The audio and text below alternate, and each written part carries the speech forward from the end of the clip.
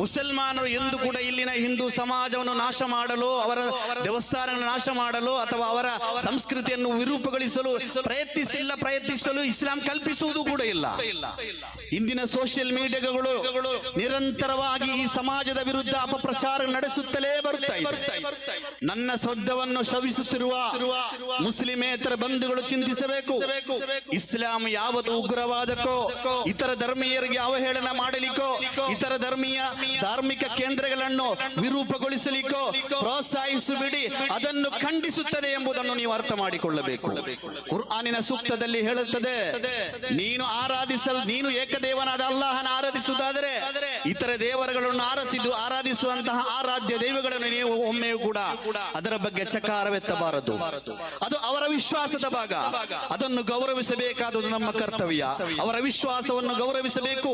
ಅವರು ಯಾವುದೇ ಧರ್ಮದವರಾಗಿರಲಿ, ಯಾವುದೇ ಜಾತಿಯವರಾಗಿರಲಿ, ಅವರ ವಿಶ್ವಾಸವನ್ನು ಗೌರವಿಸಿಕೊಂಡು ನಿನ್ನ ವಿಶ್ವಾಸವನ್ನು ಉಳಿಸಿಕೊಂಡು ಹೋಗಬೇಕಾದದ್ದು ಪ್ರತಿಯೊಬ್ಬ ಮುಸಲ್ಮಾನನ ಕರ್ತವ್ಯವೆಂಬುದು ಪರಿಶುದ್ಧ ಕುರ್ಆನ್ ಹೇಳುತ್ತಿರುವಾಗ, ಪ್ರೇಮ, ಲವ್ ಎಂಬುದು ಮನುಷ್ಯ ಸಹಜವಾದಂತಹ ವಿಚಾರ.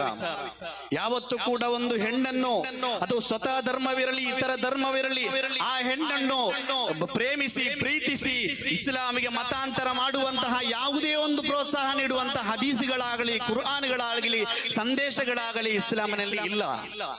ಯಾರಿಗೂ ಕೂಡ ತೋರಿಸಿಕೊಡಲು ಸಾಧ್ಯವೇ ಇಲ್ಲ. ಇತರ ಧರ್ಮೀಯರು ಬಿಡಿ, ಸ್ವತಃ ಧರ್ಮದಲ್ಲಿರುವಂತಹ ಅನ್ಯ ಸ್ತ್ರೀಯನ್ನು, ಪರಸ್ತ್ರೀಯನ್ನು ನೋಡುವುದು ಕೂಡ ನಿಷಿದ್ಧವಾದಂತಹ ಇಸ್ಲಾಂ ಧರ್ಮ. ಮತ್ತೆ ಹೇಗೆ ಇತರ ಧರ್ಮದ ಮಹಿಳೆಯರನ್ನು ಪ್ರೀತಿಸಿ ಅವಳನ್ನು ಮತಾಂತರಿಸುವಂತಹ ಲವ್ ಜಿಹಾದ್ ಎಂಬಂತಹ ಒಂದು ಕಪೋಕಲ್ಪಿತದ ಆರೋಪ ಯಾಕೆ ಬರಬೇಕು?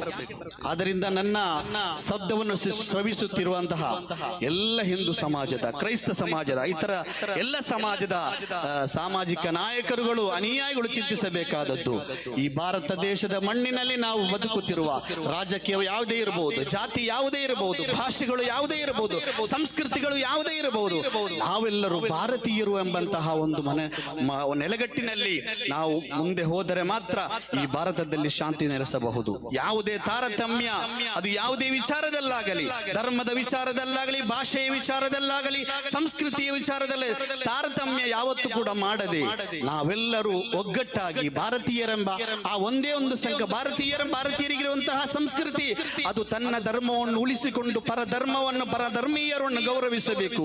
ಈ ಒಂದು ತತ್ವದಡಿ ನಾವು ಮುಂದೆ ಸಾಗಿದರೆ ಮಾತ್ರ ನಮ್ಮ ದೇಶವು ಉತ್ತುಂಗಕ್ಕೆ ಹೋಗಬಹುದು, ಅಭಿವೃದ್ಧಿಯತ್ತ ಹೋಗಬಹುದು. ಹೊರತು ನಾವೆಲ್ಲ ಪರಸ್ಪರ ಧರ್ಮದ ವಿಚಾರದಲ್ಲಿ, ಜಾತಿಯ ವಿಚಾರದಲ್ಲಿ, ರಾಜಕೀಯ ವಿಚಾರದಲ್ಲಿ ಪರಸ್ಪರ ಹೊಡೆದಾಡಿಕೊಂಡರೆ, ಗಲಭೆಸಿದರೆ ಈ ದೇಶಕ್ಕೆ ನಾಶ ಬರುವುದರಲ್ಲಿ ಯಾವುದೇ ಸಂಶಯವಿಲ್ಲ ಅಂತ ಈ ಸಂದರ್ಭದಲ್ಲಿ ನಿಮ್ಮೊಂದಿಗೆ ಕಿವಿ ಮಾತನ್ನು ಹೇಳುತ್ತಾ ನಮ್ಮ ಪುದುವೆಟ್ಟು